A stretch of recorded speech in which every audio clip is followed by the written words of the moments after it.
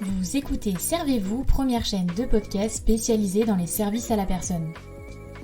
Retrouvez-nous un mercredi sur deux dès 7h pour un tout nouvel épisode en solo ou en compagnie d'un des acteurs du secteur. On y parlera actualité, témoignages d'entreprises ou encore décryptage de thématiques. Co-animé par Coralie et Capucine, Servez-vous est propulsé par Aladom, site de mise en relation dans le secteur des services de proximité entre particuliers et professionnels. Rejoignez l'aventure en vous abonnant à notre chaîne Servez-vous ou en nous rejoignant sur Instagram. Bonne écoute!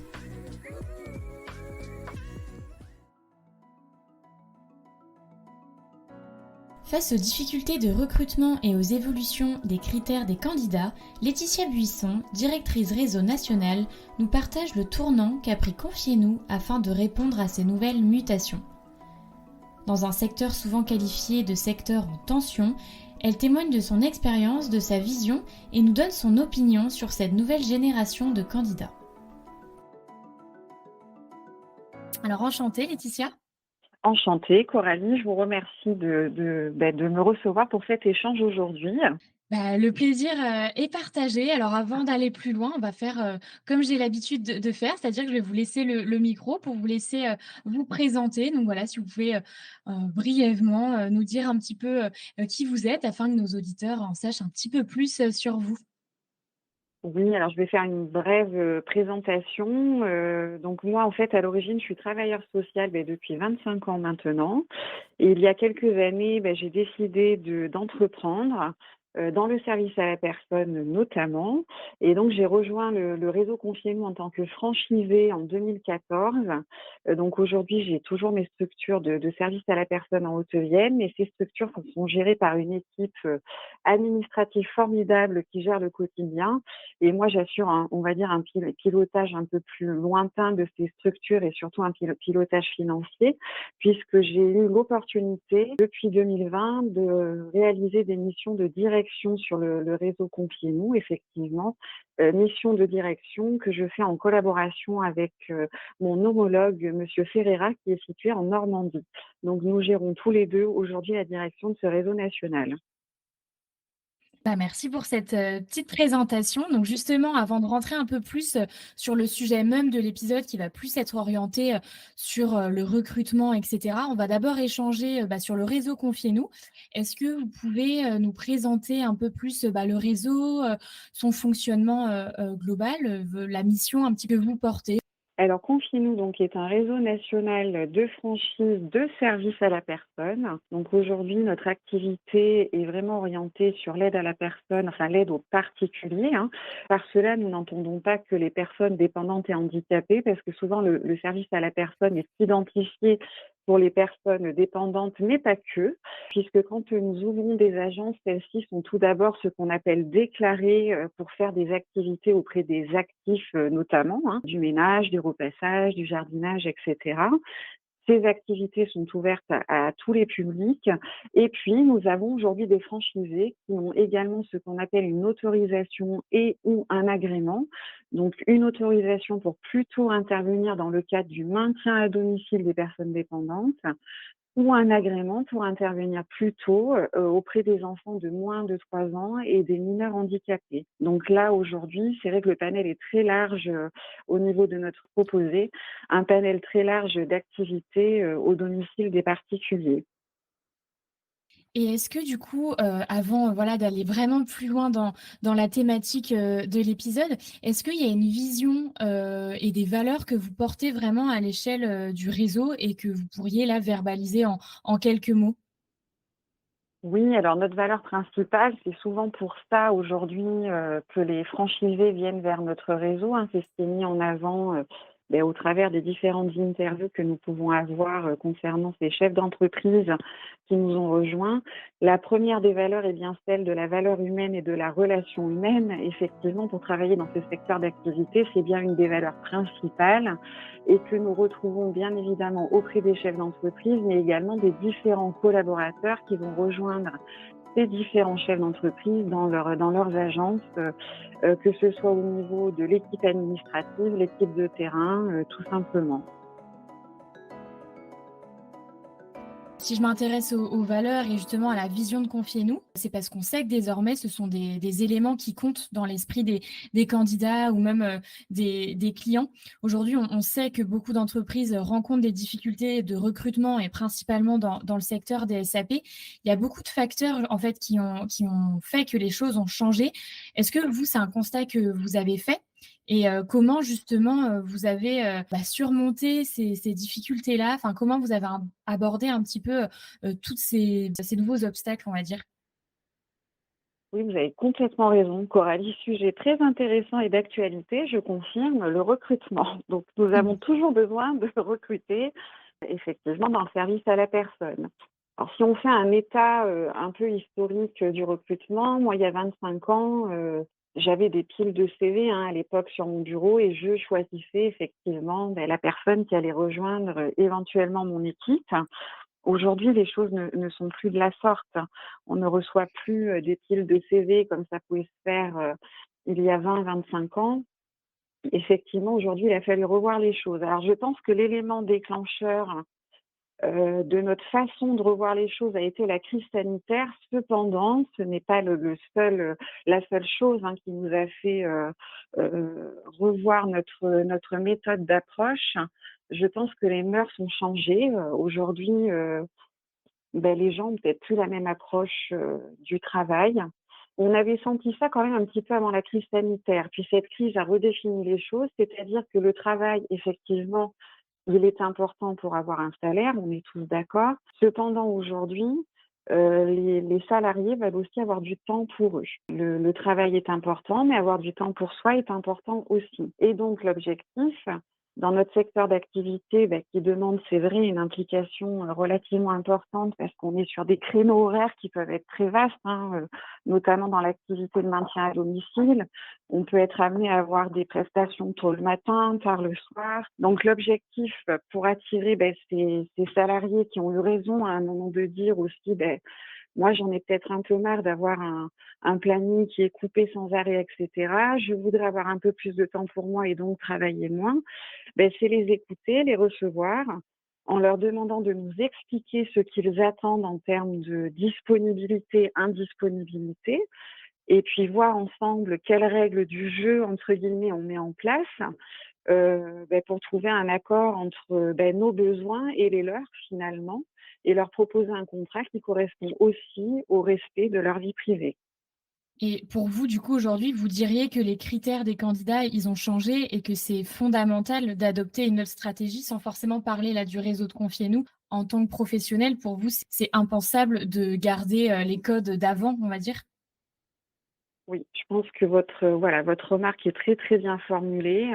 Alors moi-même, je suis un peu de l'ancienne école, donc au départ, je me suis questionnée. Je me suis dit: «Est-ce qu'on révolutionne tout ou pas?» J'ai une équipe administrative qui est plus jeune que moi et qui, elle, donc a une autre approche très, très intéressante et plus de la jeunesse aussi forcément, et qui m'a sollicitée à un moment donné sur mes entreprises en me demandant l'autorisation d'un petit peu effectivement avoir cette approche destinée à aborder les candidats sur ces nouvelles méthodes-là de prise en compte de leur indisponibilité, disponibilité, respecter vraiment leur vie privée. Là, je me suis dit: «Oui, ils ont raison, effectivement, il faut essayer ça».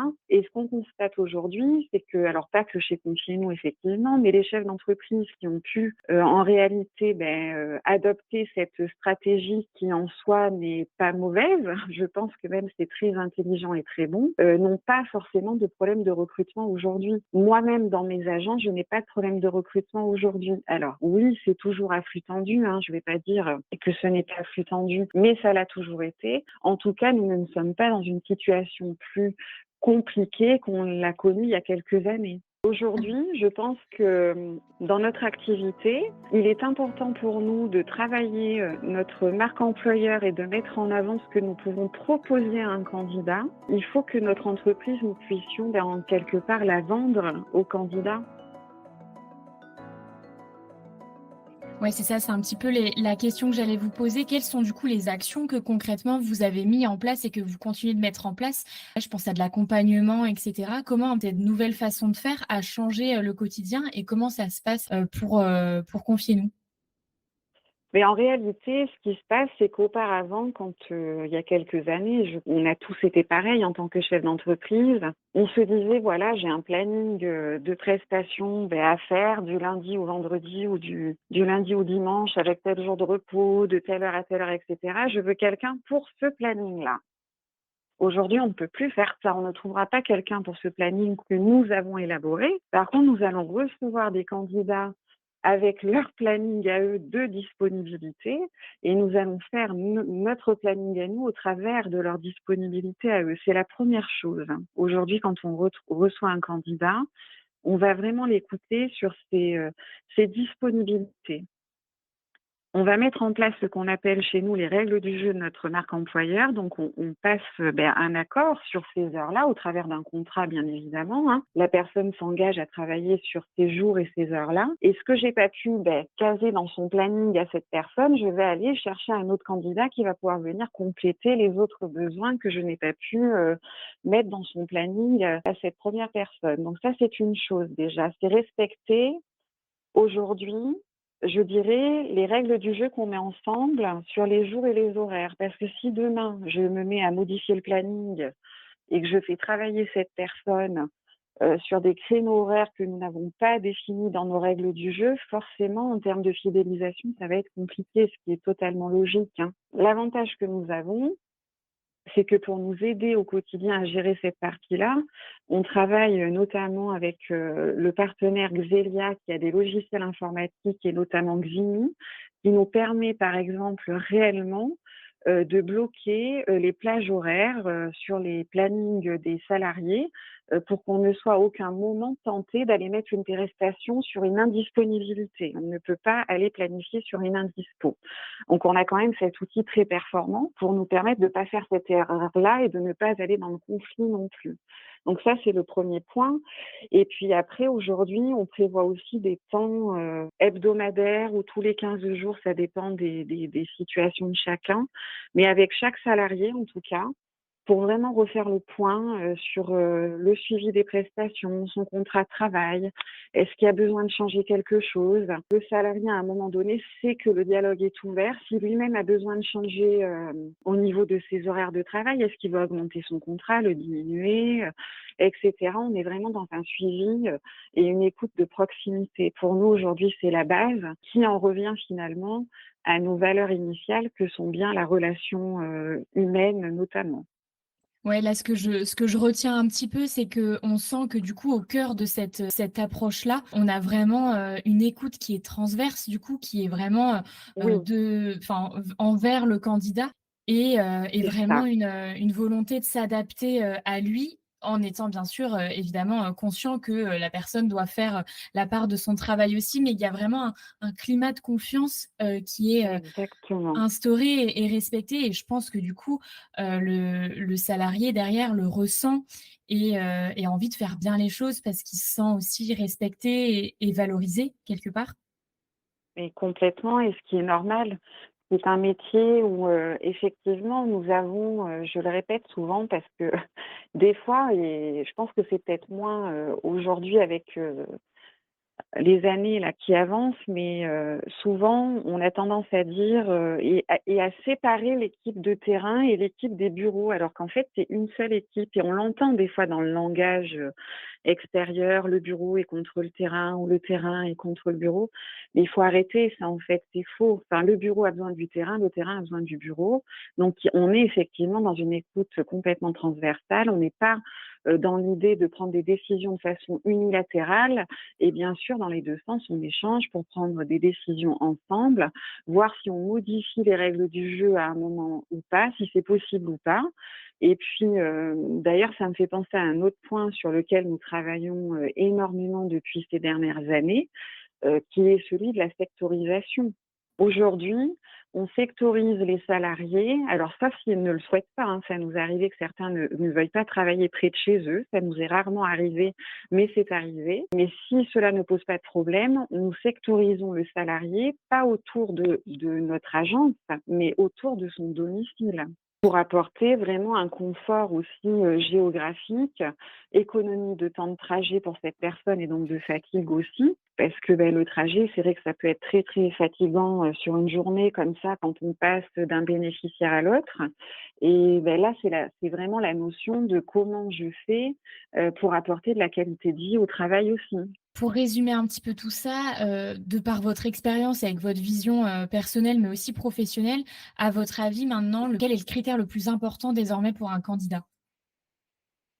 Le critère aujourd'hui le plus important pour un candidat, c'est le savoir-être. Parce qu'en fait, on a trouvé, aujourd'hui, ce qui est très intéressant, c'est que les candidats qui ne sont pas de ce milieu-là ont envie pour certains de venir découvrir. Alors nous avons des supports formidables mis en place par Pôle emploi pour faire des immersions ou des AFPR qui nous permettent vraiment de permettre à des gens aujourd'hui de tester. Et il faut savoir que ces périodes de test leur permettent souvent de découvrir et de valider qu'ils ont peut-être finalement envie de mettre leur savoir-être au service d'une entreprise, par exemple de service à la personne, parce qu'ils ont quand même des compétences et après on va leur apporter le savoir-faire en fonction de ce qu'ils veulent développer au niveau de leurs capacités. Si c'est quelqu'un qui préfère plutôt intervenir uniquement dans le cadre du ménage, par exemple, ou est-ce que c'est quelqu'un qui a envie de faire de l'aide humaine, auquel cas, là, on va aller vers de la formation. On va faire du tutorat également pour faire de la formation interne. Et nous avons découvert des gens très intéressants comme ça, qui ne sont pas forcément issus du milieu, mais qui ont su passer notre porte et venir et oser nous dire, moi, je ne suis pas de ce secteur d'activité. Par contre, voilà ce que je sais faire, ce que je peux vous apporter. Et vous, qu'est-ce que vous pouvez m'apporter pour que je puisse m'intégrer dans votre secteur? Et aujourd'hui, c'est très intéressant. On travaille énormément comme ça. Ça fait un peu la transition avec le dernier sujet que je voulais, aborder. Je voulais savoir si vous aviez un avis ou même un message à faire passer en fait aux futures générations ou du moins à celles qui arrivent sur le marché, du travail ou peut-être juste des personnes qui souhaitent se réorienter. Est-ce que vous pensez que justement le secteur du SAP peut être un secteur qui correspond aux nouvelles attentes de ce public-là? Oui, c'est intéressant ça comme remarque aussi. Alors moi, je pense que oui, effectivement. Alors c'est un métier où il faut aimer aider les autres. Après, oui, c'est un métier difficile, mais qui n'a pas un métier difficile? Parce que souvent on entend c'est difficile le service à la personne. Alors on est d'accord, mais il y en a plein d'autres métiers qui sont difficiles aussi. Je pense qu'il faut essayer. C'est l'avantage aujourd'hui de tous ces supports que nous avons via Pôle emploi, la mission locale, les Cap emploi. Oser venir essayer, faire une immersion, tenter. Après, c'est vraiment l'occasion de se dire est-ce que ça me correspond ou pas. Si ça correspond pas, il vaut mieux le savoir et ne pas s'engager dans un contrat afin de ne pas se mettre en échec. C'est ça l'objectif. Plutôt se dire j'ai tout gagné de faire une immersion parce que là je me rends compte que ça me correspond pas. Il vaut mieux se dire ça. Et si ça correspond, on peut après construire un planning autour des disponibilités et des attentes de la personne. Il faut que les candidats comprennent qu'à un moment donné, on sait que quelqu'un, par exemple, qui arrive à temps plein chez nous, il peut peut-être avoir envie à un moment donné de moins d'heures, mais c'est pas grave, on peut s'adapter et dans l'autre sens aussi. Si j'amenais cette notion-là, c'est parce qu'on sait que, la génération, actuelle qui est arrivée sur le marché du travail il y a pas longtemps ou qui arrive, on sait que c'est une génération qui veut quand même donner du sens à son métier et c'est aussi, Oui, ça l'objectif de la chaîne. Nous, c'est de valoriser, les métiers, du SAP et c'est justement de montrer qu'en fait, pour beaucoup, c'est, des métiers où du coup l'humain, il est au cœur de la mission première, du poste et que du coup, ça peut complètement en fait, cocher la case de voilà, donner du sens et avoir vraiment un impact au quotidien dans ses tâches. Donc c'est un peu pour ça que j'amenais cette notion parce que c'est vrai que je trouve que mmh. ça peut complètement parler à ce public-là et à ces générations-là en fait. C'est tout à fait vrai, ça peut leur parler et souvent nous avons malheureusement une image qui est parfois ternie par des discours pas très positifs sur le métier. C'est C'est ça. pour ça que je disais qu'il faut oser passer la porte et venir essayer par soi-même. Donc, je pense qu'il est préférable de se faire un avis par soi-même au travers, par exemple, d'une immersion, plutôt que de rester avec de fausses idées ou de fausses interprétations. On a des gens, des fois, qui nous disent, ben moi, j'étais pas venue faire une immersion parce que j'étais persuadée que c'était pas accessible pour moi. Mais en fait, ils se rendent compte que finalement, c'est accessible. Et aujourd'hui, ils sont chez nous. Certains, d'ailleurs, ont commencé par exemple, sur un poste d'assistant ménager, à un moment donné, nous ont dit, ben, moi, j'ai envie d'évoluer vers des missions d'aide à la personne. Donc, hop, formation, et on évolue vers des missions à la personne pour du maintien à domicile. Pourquoi pas, c'est intéressant. Et à contrario, il y a des personnes qui sont venues en immersion avec la certitude que ça leur correspondait. Et au bout de quelques jours, elles nous ont dit, ben non, je me suis complètement trompée, ça ne me convient pas du tout. C'est ne pas rester sur des préjugés et prendre le temps de se faire un avis par soi-même. Et ben, en tout cas, je vous remercie. Je pense qu'on a abordé, plein de thématiques, plutôt chouettes à travers, cet entretien-là et j'ai bien aimé surtout la vision assez, optimiste finalement. Je pense que c'est important de rappeler justement, voilà, qu'on peut, essayer, que des fois ça se passe bien et justement Oui, d'éviter de trop noircir, ce secteur-là et de n'entendre que, voilà, le recrutement c'est compliqué, que le métier est compliqué. Je pense que c'est assez intéressant aussi d'entendre la version de l'autre côté justement et pas que celle d'un candidat. Donc voilà, vraiment je vous remercie pour cet échange. J'ai beaucoup apprécié échanger sur toutes ces thématiques. eh ben moi de même, Coralie, merci beaucoup. Et je pense qu'effectivement, cette vision optimiste, je disais tout à l'heure, ne pas rester sur un préjugé et se laisser la possibilité d'essayer, pour moi, ça marche dans les deux sens, bien évidemment. Aussi bien pour le candidat que l'entreprise. Il faut aujourd'hui aussi que le chef d'entreprise sache ne pas avoir de préjugés et laisser sa chance à tout le monde. Oui, puis savoir aussi se réadapter et réajuster sa stratégie, on va dire, Exactement, en fonction des mutations qui peuvent exister sur le marché et tout puis à fait. en fonction des candidats. Et à très bientôt en tout cas, merci. À bientôt, bonne journée Coralie, au revoir. Et voilà, cet épisode est désormais terminé. Comme d'habitude, j'espère qu'il vous aura plu. Et encore une fois, comme d'habitude, j'ai pris beaucoup de plaisir à le faire. La thématique changeait. Là, on était plus orienté du coup sur tout ce qui allait être recrutement. Donc j'espère que si vous êtes professionnel ou salarié du secteur ou même candidat, cet épisode a pu vous parler. En tout cas, je vous dis à très bientôt pour un prochain épisode. Et d'ici là, prenez soin de vous.